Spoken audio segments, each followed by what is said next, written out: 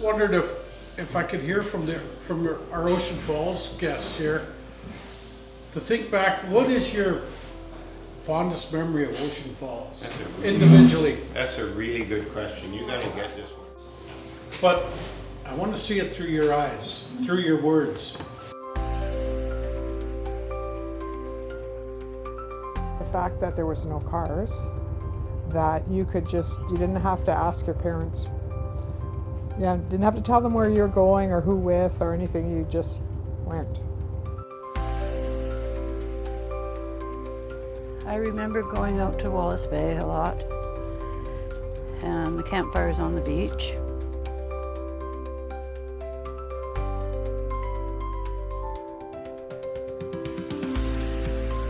I was here 2 years ago, and so I knew a lot about what people were going to see when they got here. And it was nice to see everybody reflecting on, their past here and their experiences here.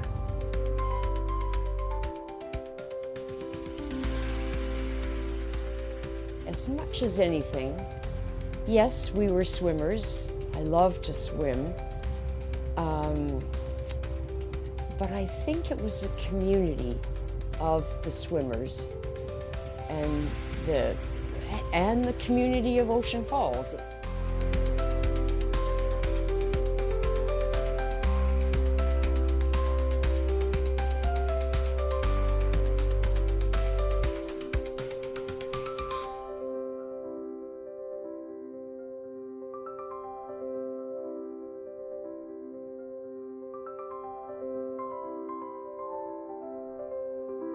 I grew up in the town. I lived there between the ages of 5 and 20, and it formed me. I will always be from Ocean Falls, and I wanted to go back for the final time.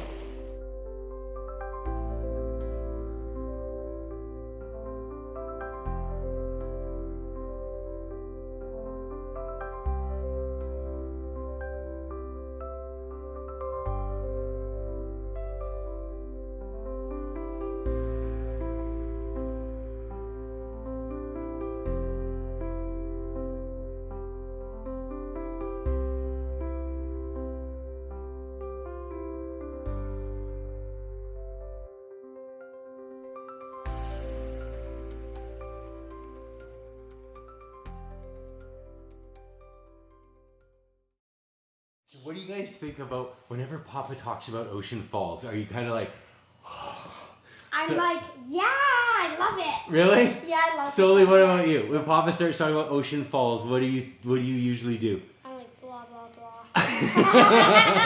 blah. Okay, take one.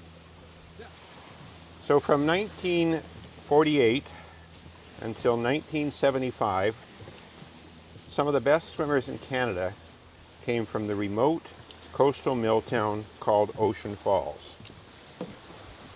The town and the people are now mostly gone, abandoned, or destroyed. How did a little town in the middle of nowhere produce some of the best swimmers in Canada, if not the world? From 1906 to 1980, the principal product of the town was paper, and the secondary product was swimmers. This is saying goodbye, adios. Yeah, exactly. Hope to see you again. Yeah. What could possibly go wrong? No, nothing. A group of 20, 70-plus-year-olds, middle of nowhere, Mike Buttle. What could possibly happen? What can possibly go wrong? So do you think we're going to kill each other? There's a good chance.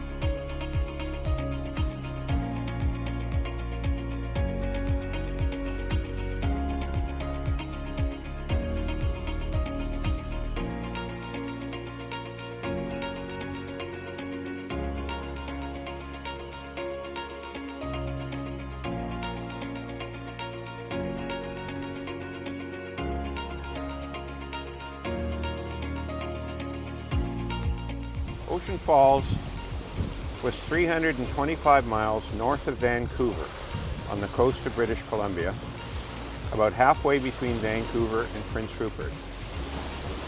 It was at the head of an inlet surrounded by 5,000-foot mountains. It was surrounded by water, a lake on one side, the ocean on the other. It was accessible only by float plane or by boat. There were no roads in or out.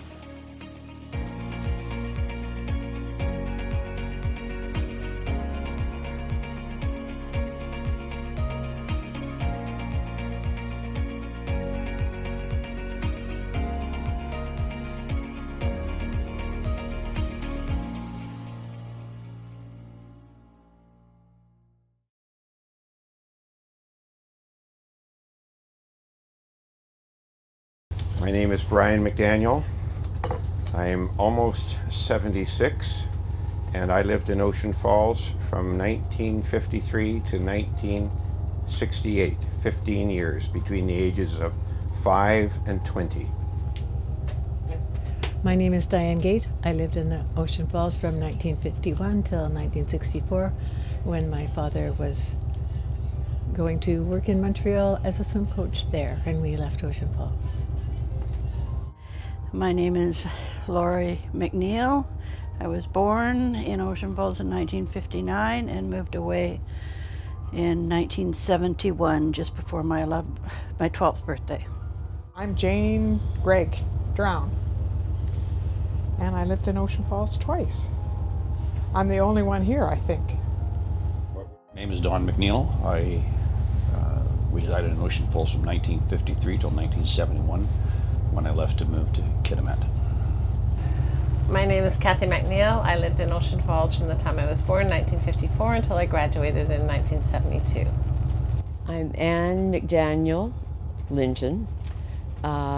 We moved there. Dad was a town doctor in 1954, wasn't it? I think it was very late 53. Okay, so I was just 3.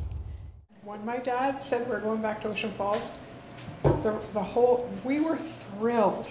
I mean, most people would be like, what? We were so excited to go back there. Yeah, it was such a good place to live. Like a simple life. Yeah, yeah, it was very sad when we had to leave. Also, yeah, I remember that very well. It was the Northland Prince. My sister and I were standing on the back deck crying. It was snowing, and there's Ocean Falls receding into the distance, and we're like, Dad, can't we stay there?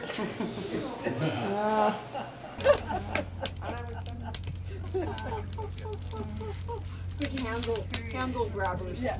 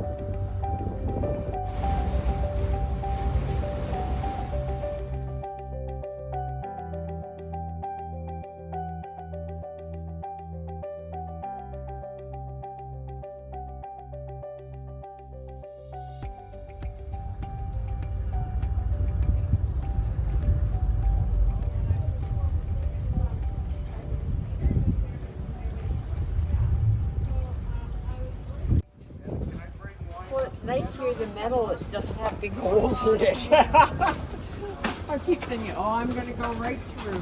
So Brian, your book here that you published, so did you grow up in Ocean Falls? Yeah, we all do. Amazing. We're all going back. Amazing. We're all, one of the things that Ocean Falls was famous for was its swimming team. We're all former competitive swimmers. Amazing. Oh, that's so great. We're going back to the final swim. We Yeah. all brought our babies. Diane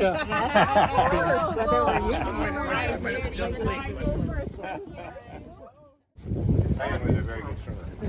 I haven't seen her for 60 years. Welcome to Good Hope Cannery, the traditional territory of the Wicked First Nation. Both my brother Boyd and I are members of the nation. I'm one of the hereditary leaders. My Wicked name is Wilson Dus, means first to drink from the end of the stream. A little bit about Good Hope Cannery. Mr. Allard bought it 19 years ago, and now he's began restoring it, lovingly restoring it to what it is. It served as our commercial cannery from 1895 to about 1944. And that's 1944 to 1964. It was just a place where the commercial fishermen would come and prepare their nets. The kitchen behind us is where the general store used to be, so they come and get their groceries for the week. And they had a machine shop here, the guys could fix their loads. They have all kinds of docks here that can mend their nets. Then in 1964, it closed as a commercial camp and was converted to a sport fish lodge by the Bell Irving family. Bell Irving's a very prominent in Vancouver, very prominent family in Vancouver, and H.O. Bell Irving built this place. And then it's gone through a bunch of different hands. One of the earlier was cut off, and that's how we can tell it's a hatchery. So we always believe that if we catch it, we've got like a 60-pound female hatchery fish that was ready to take. She was ready for her eggs to be dropped, and we just let her go, because if you continue to use hatchery fish, you're going to breed out their ability to learn how to spawn. And it's a hereditary chief's duty to uplift his family, but not only uplift his family, it's to uplift his community. And so I talked to the rest of the hereditary leaders in our community and said, you know, I'd like to put it up in front of our big house, our big ceremonial house, and I'd like to donate it back to the community, so each one of you chiefs can use it as your entrance whenever you have ceremony in our big house. Because in our big house, it's called the House of Nuakawa. And Nuakawa was the parent of the 4 brothers of the Owikino. So our house is called the House of Nuakawa. But whenever another family or another chief goes to use the house for ceremony, we have a ceremony to begin with to rename the house. So you would go and you knock on the door 4 times, and you'd say, yo, Nuakawa, and we're going to change the name to whatever family name wants to change the house to, and then so this becomes that chief's entrance point. So that's the reason I wanted to give it to the rest of the hereditary leaders. So I got to tell a Mike Buttle story, because they're not breaching any source of client privilege here, but Mike is bringing. Where were you bringing them from, Mike? To the potlatch out of Okie? To my potlatch. Yeah. Okay, so he's got all these people on the boat, and the RCMP charges them with no life jackets. So I thought, this is nuts. You're going to charge this guy who's bringing all these First Nations people to a potlatch and for no life jackets. And I was dealing with the Department of Justice. No, they said I didn't have enough. Whatever. You know, and I'm dealing with this lawyer at the Department of Justice in Vancouver, and she had a sense.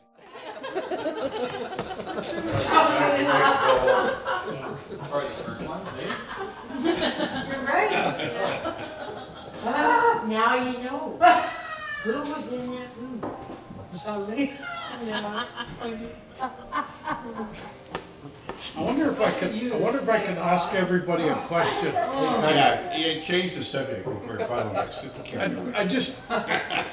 I just wondered if I could hear from our Ocean Falls guests here, to think back, what is your fondest memory of Ocean Falls? Individually. That's a really good question. You gotta get this one, Cassie. The bonfire's on. You've already heard it. You've already heard it once, so you. There you go. You're really getting. Like, I'd like you guys to share with us, right? Yeah, that's You know, a good question. I mean, like Chelsea's never been there. I know what Ocean Falls is, and I've been there so many times, but I want to see it through your eyes, through your words. I remember just the freedom as a child to go out and explore, to go to Lost Lake, to swim in the ocean, to, just do things without having anybody worry about you. But I also know that we were looked after, because every parent in town knew you and looked after you, and they took care of you when other parents weren't there to do it. It's just such a family-oriented community, and it still is. I knew this would bring out the tears. Ted, you're touching a raw nerve here, but. I was only 11 when I left, and my memories are from Wallace Bay. Everybody swimming in, at night and catching the waves and stuff like that. And then playing in town on the wooden roads, and it was families that played together, not kids that, so-and-so played with so-and-so. It was the whole family that played together. I don't know, like play Red Rover and tag and, roller skating down the wood roads and falling on your butt and getting. You never had to worry about cars because they were working. Right. Aww. Yeah, those are my two favorite things.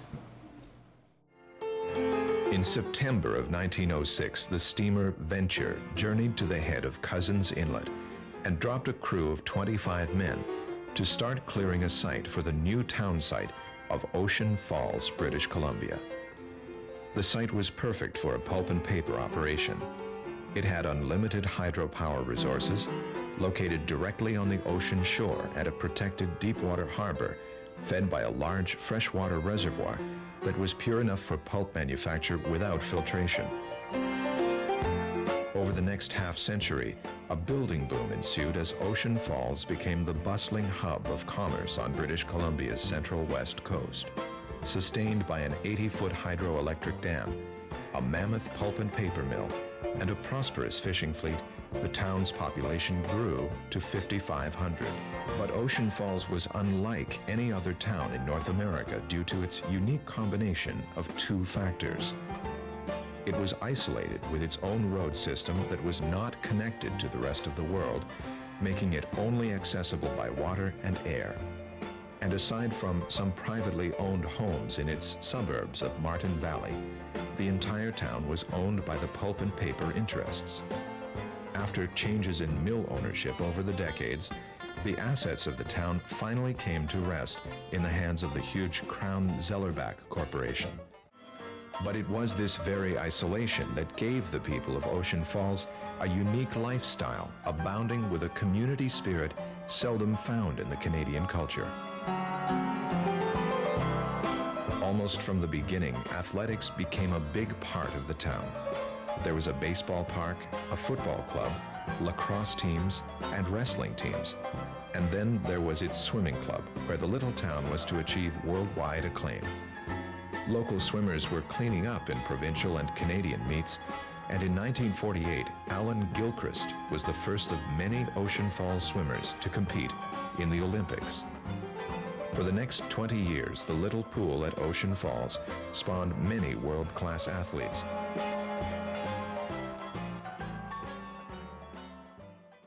have so many memories of Ocean Falls that I wrote a book about it. And writing that book was the most rewarding thing that I have ever done in a very rewarding career. But just a couple of things that come to mind. In the winter, we had bobsleds. What other community in the world has a bobsled run made by kids? And we would get a 2x12, put two little sleighs at either end, and a 2x2 at the front for steering it, and we would ride this bobsled down the wooden school hill with the banked curves just like it was something out of San Moritz, and it was the greatest thing. The other thing about bobsleds is you got to ride the bobsled with girls. I should have known. They shared everything. And you got to bundle up really tightly on the bobsled with girls. That was the best part. Oh, that's great.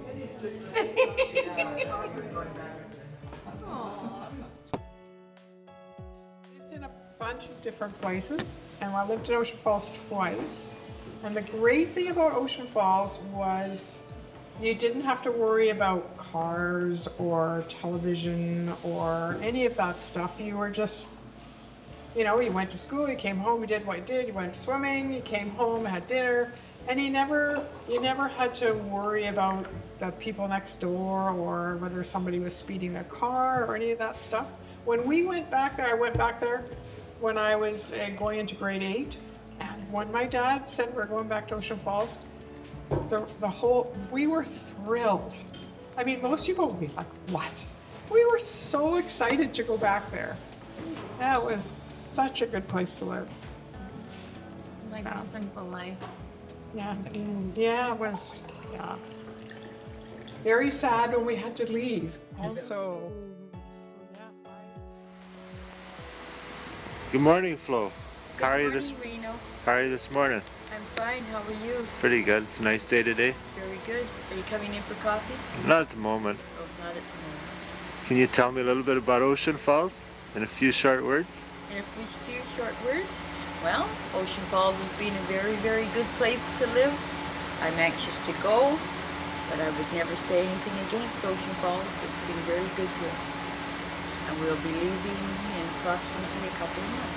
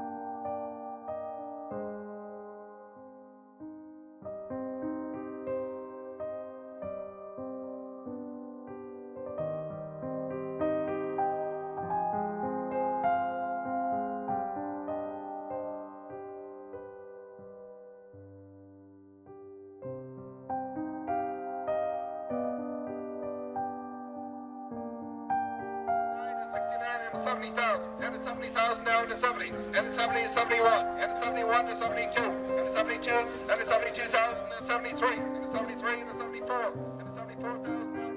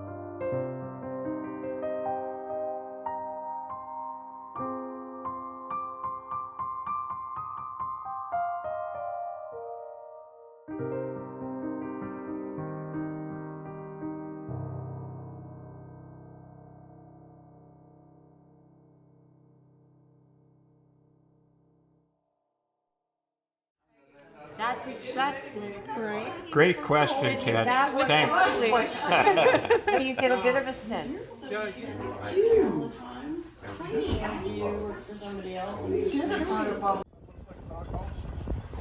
All you would do is just throw the lid off and everything's inside. So, And that's quite clever. that's it. That's great. You bet. We can get through this way, right? Yep. Just you gotta speed up.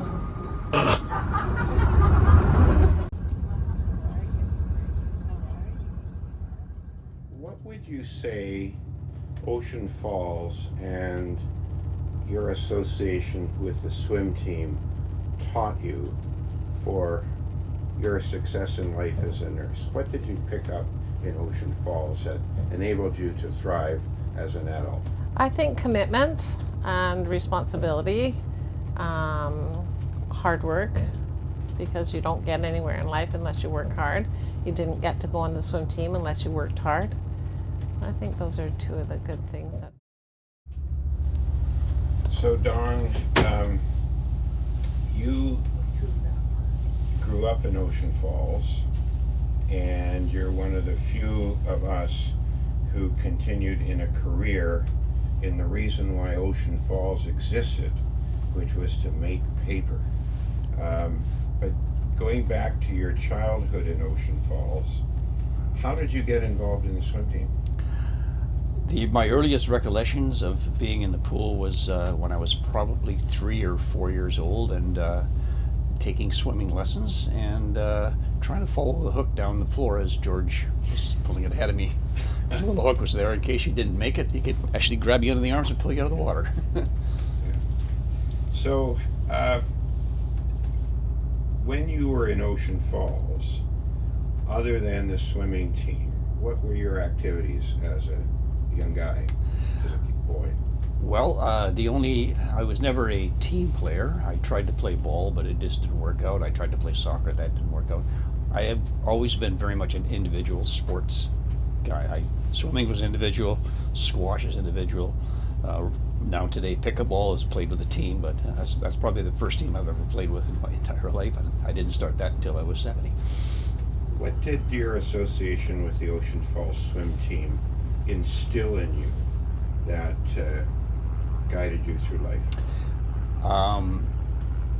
Like I said, we go back to the individuality.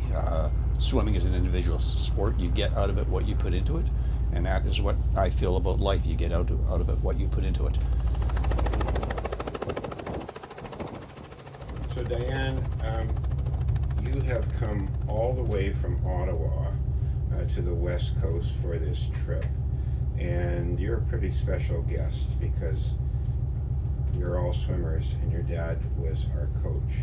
So you lived in Ocean Falls from 51 to 64? Yes. Were you born there? Yes. And when you lived there, what are your fondest memories of living in Ocean Falls? I think the fondest memories were things that were connected to both family and swimming. So most families in Ocean Falls would have another group of people that became their substitute family, and we would visit back and forth.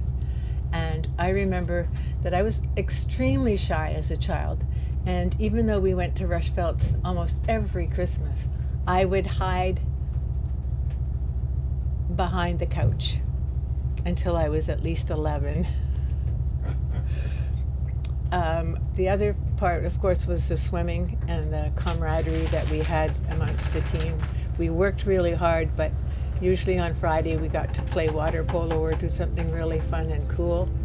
And we also were able to teach the other younger swimmers their strokes, which also improved ours.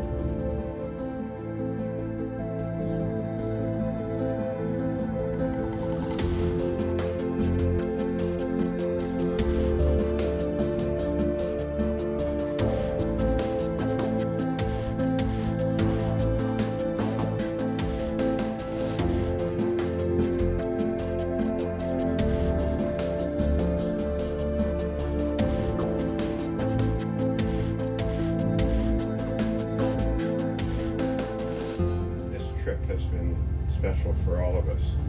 What's been special and memorable about this trip for you? Well, first of all, finding out Diane was on it was really quite a. It was very. I'm looking for the word now. I was very surprised to see that she was here.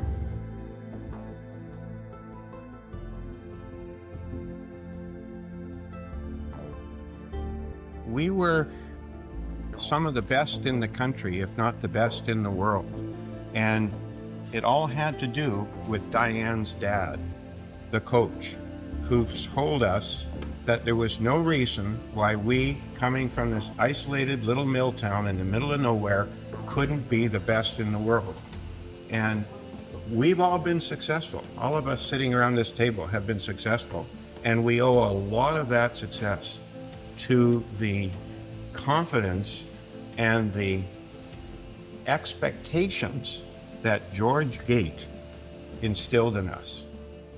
In lane number 6, we have Dick Pound, the Canadian from McGill University. It's a good start, and there they go. 4 laps of the pool for the AAO 100-yard freestyle championship. Here we are, 50 years later, waxing nostalgic about this rainy place that we couldn't get out of. So it's just crazy. But that's the common denominator for all of us is swimming, and it has to be special. I mean, we were the best in the country, and some of us were the best in the world.